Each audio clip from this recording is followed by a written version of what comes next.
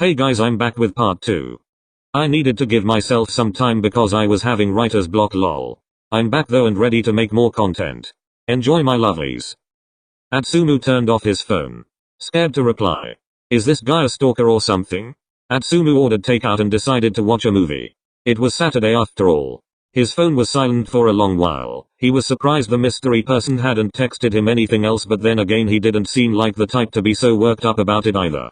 Atsumu had clearly been avoiding his phone for a while now. Osamu came out of his room to get Suna something to drink. He noticed his brother staring at a blank screen. Why are you so quiet? Got rejected again? Osamu was trying to be genuine, but he ended up offending his brother. Like hell someone would reject me. I'm hot and cool. I beg to differ. Seriously though, what's wrong with ya? I think someone's stalking me. Samu. Oh god again? Is it a fangirl? Hell nah, at least I don't think it is. Then what? I'll show ya. Atsumu opens his phone to show his brother the message he got. He handed his brother the phone and Osamu read the message. Ima respond. No. Yay. Whatever, don't do nothing weird. Osamu picked up his brother's phone and began texting this number. How do you know what team I play for? Osamu would start out by acting like Atsumu, and if things started getting weird he'd step in as himself. Well, the area code of your phone number is in the area of Inarizaki. Also you said you were better than most, so I'd assume you'd play for a team like that. So what if I do? That just means I'm one step closer to finding out who you are. Osamu threw Atsumu's phone at him. He's not a stalker, he's just smart. You sure? Yay, he seems to have more brain cells than you do. Hey. Take that back. Not a chance. Atsumu was relieved that he wasn't being stalked. He checked his phone to see the convo his brother had with the mystery guy. Okay, so Atsumu knows that this guy lives somewhere in Tokyo. There was one problem, there were a whole bunch of good schools in Tokyo. Atsumu began to text the mystery guy. If he were a cartoon character there would be steam coming out of his nose. How the heck am I supposed to find out where you go to school at when Tokyo has a whole bunch of good schools? It ain't fair, you cheater. I'm not cheating. I'll give you a hint since you're such a big baby. I'm not a baby. Whatever. I've been to nationals. I have to go. Have fun, kisses. Atsumu sighed, throwing his phone onto the couch. I went to nationals. Fuck you, that is not enough of a hint. 35 minutes later Atsumu was researching what Tokyo teams have been to nationals in the past 2 years. From what he's gathered it's been at Tachiyama. He instantly ruled out Kayumi Sakusa. He didn't seem like the type to be so willing to go along with Atsumu's ideas. He doubted it was their captain, so he had a few guesses left. Are you Komori Motoa? Good guess. But no cat kisses. Okay, I have to go. IDK when I can text you this week. I'll be busy. I don't care. Or love you too, kisses. I don't have an inspiration so for this part, so we'll move along to the next week. Sakusa's mother and father wished him well on his trip away from home. They knew their son had slight misophobia, so they were a little nervous about sending him out to a week-long training camp. Rest assured he'd be with his cousin, so things wouldn't be so bad for him. Kayumi got onto the train, a sigh escaping his lips. He was excited for the training camp, but at the same time he was not very happy about being with a large crowd. On the other hand, Atsumu was pumped. His mother continued to hype him up, which Osamu was not very fond of. This is just proof that I'm the better twin out of us. Shut your trap, stupid. You aren't better than me. The twins' mother had to step in to stop the fighting. Atsumu, honey, shouldn't you get going? You'll be late if you keep fighting with your brother. Shit, yet right. Watch your mouth, son. Sorry, ma. Love you a bunch. Gotta go. Atsumu sprints out of the door and runs to the train station. Oh, that boy. I'd be surprised if he could actually find someone who'd wanna keep him. Osamu closes the door his brother left wide open. Oh, I would too. But I'm sure there's someone out there who can handle your brother.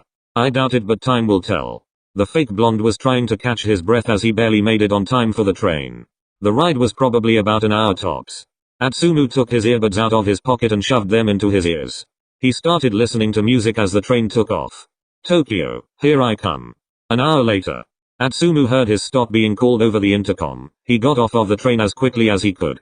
One thing he knew about Tokyo was that it was very busy. So getting on and off the train really quickly was a must. After getting off the train he used the GPS on his phone to navigate where he was going. Upon arrival he saw Korei Hoshimi. Hoshimi. Oh hey Atsumu, how's life been? It's been great, honestly. How's your team? Oh we're great, we'll beat you guys this year. In your dreams. The two walk into the training center together. There were a couple of other people there besides them. The coach welcomed them and had the vice coach show them where they'd be staying for the week. Atsumu and the others put their bags down in the room they were to share. I was debating whether it should be bunk beds or one big shared room, and I decided on one big shared room. SakuAtsu arrived shortly after his cousin. He stood there admiring the building, admiring his hard work to even get there. "Are you SakuAtsu Kiyumi?" The voice startled SakuAtsu because he did not expect it. "I think you're super cool. I'm honored to be practicing with someone like you." "And you are?" "Kajiyama Tobio. Pleased to make your acquaintance. You're that one kid people called the king of the court, right?" "Yeah, but I'm not like that anymore." "Okay." SakuAtsu walked into the training center and the coach was already at the entrance to greet them. "SakuAtsu Kiyumi and Kajiyama Tobio. Glad you guys could join us." SakuAtsu bowed in respect, as did Kajiyama. "The vice coach will show you guys where you'll be staying." SakuAtsu nodded. "Thank you, sir." SakuAtsu followed the vice coach to the room where the group would be staying. SakuAtsu was feeling a little nervous. He was going to be sleeping in a room with a bunch of sweaty teenagers who probably didn't even shower on a regular basis. The vice coach opened the door to the room and SakuAtsu stepped in. It wasn't too bad. Everything was pretty neat, surprisingly. Everyone stared at the two. Kajiyama broke the silence. "Kajiyama Tobio." SakuAtsu didn't really feel like making conversation with anyone, but his cousin walked over to him and introduced him. He was ready to strangle Komori. "This is my cousin, Kiyumi SakuAtsu. I'm sure most of you know of him already though." The other guys all waved and said their hellos to one another. SakuAtsu set his stuff down by his cousin. He could feel a pair of eyes burn into the back of his head, so he turned around. Atsumu was looking at him, but as soon as Kiyumi turned his head around, Atsumu pretended to be interested in his phone. "His hair is awful," SakuAtsu thought to himself. Atsumu eyed SakuAtsu from the side, waiting to see if he was going to turn back around. SakuAtsu did turn back around to take something out of his bag. Atsumu let go of a breath he was holding. SakuAtsu turned to his cousin who was sitting down on his sleeping bag. "What's his problem?" "Whose problem?" "Mia's." "I dunno, go ask him." "No, I don't want to talk to anyone unless I have to." Alright. I'm not forcing you, I'm just saying." SakuAtsu began to unpack some of his stuff. Some of the guys were being goofballs.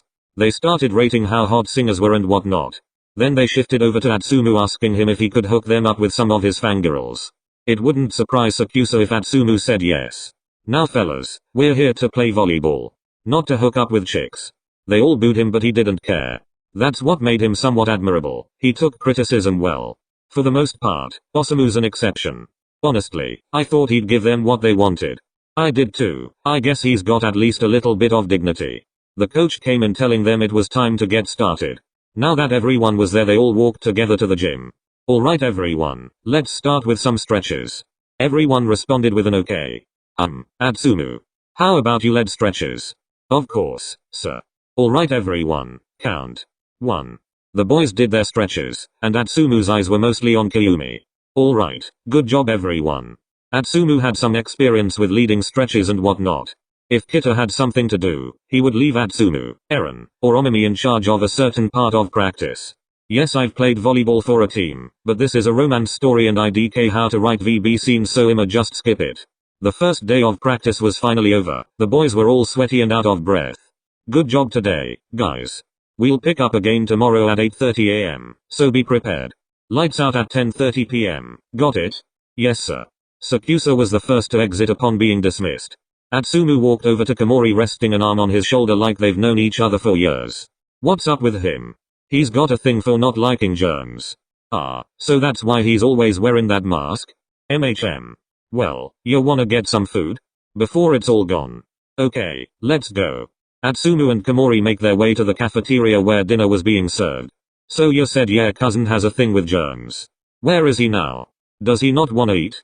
"He's probably taking a quick shower in the locker room so he doesn't have to shower with everyone else." The two get dinner and thank the people who made it. They sit down together and Atsumu makes small talk. "Do you know who that kid was? The one who was good at setting but he looked all tense." "Kajiyama? Yeah. That was his name. What school does he go to?" "That's a good question. I'm not sure, actually." The two continued to chat for a while until SakuAtsu walked over to the table. He was wearing a gray sweater with a pair of black sweatpants, his mask still covering his face. "I know I'm using the England term grey, I just like it better than grey." Atsumu only got to see Kiyumi's whole face when he was playing volleyball, but that's better than not seeing it at all. Komori broke the awkward silence. "Kiyumi, are you going to join us?" SakuAtsu groaned softly. He wanted to protest against Komori but he knew it wouldn't matter. He sat down next to his cousin, taking his mask off to eat his food. Atsumu sat on the opposite side of the table, stuffing his face full. It disgusted SakuAtsu but Atsumu didn't care. Atsumu swallowed what he was chewing before deciding to speak. Yeah, spikes weren't bad. SakuAtsu lifted his head. The one thing he wanted was to avoid conversation with Atsumu. Instead of thanking Atsumu for the semi-compliment, he replied bluntly. My spikes are superb, actually. That's basically what I said. No it isn't. Whatever. Atsumu was getting a little ticked off so Komori stepped in. Atsumu. Where's your brother? Atsumu turned to Komori and replied. Oh, he didn't get invited, to my surprise. Sorry I asked. Atsumu chuckled. Nah, it's fine. It gives me a chance to brag about how I'm better than my brother. Atsumu begins to stuff his face again. To which SakuAtsu can't hold his comment any longer. Can you not eat like a pig? If you have a problem with it, why don't you just go to another table? SakuAtsu tried to keep himself together but Atsumu could see him starting to break. He smirked, then proceeded to ask. What's wrong, Omi? SakuAtsu cringed at the name. He looked Atsumu in the eyes. If looks could kill Atsumu would have been dead. Who is Omi? It's you. You need a nickname. SakuAtsu is kind of a mouthful. Maybe for you it is. Excuse me. I'll excuse myself. Water. Komori got up from the table and made his way to get a cup of water. SakuAtsu didn't dare look away from Atsumu. That would be admitting defeat. Are you trying to call me dumb? Eh? Maybe. It's whatever you make it out to be. Asshole. Atsumu muttered. SakuAtsu froze in his seat. He only knew one person who'd constantly say, well, text the word asshole. He didn't say anything though. He had a feeling in his gut that it was Atsumu. Now it was confirmed. Kyumi sighed. He should have blocked Atsumu when he had the chance. I'm leaving. What? Are you gonna finish that? No I am no. Give it here. SakuAtsu slid his plate across the table toward Atsumu. He found it disgusting that he'd want to eat from the same plate as him. He was thinking about how unsanitary that was while walking back to the room they would share. What did I get myself into? To be continued ha ha ha ha ha. Sorry y'all. I'm so sorry this wasn't out sooner. I don't have a schedule yet and I was having a major writer's block. I hope you guys understand. I'm doing a lyric prank so IDK when the next part of the SakuAtsu series will be out. Bye my lovelies.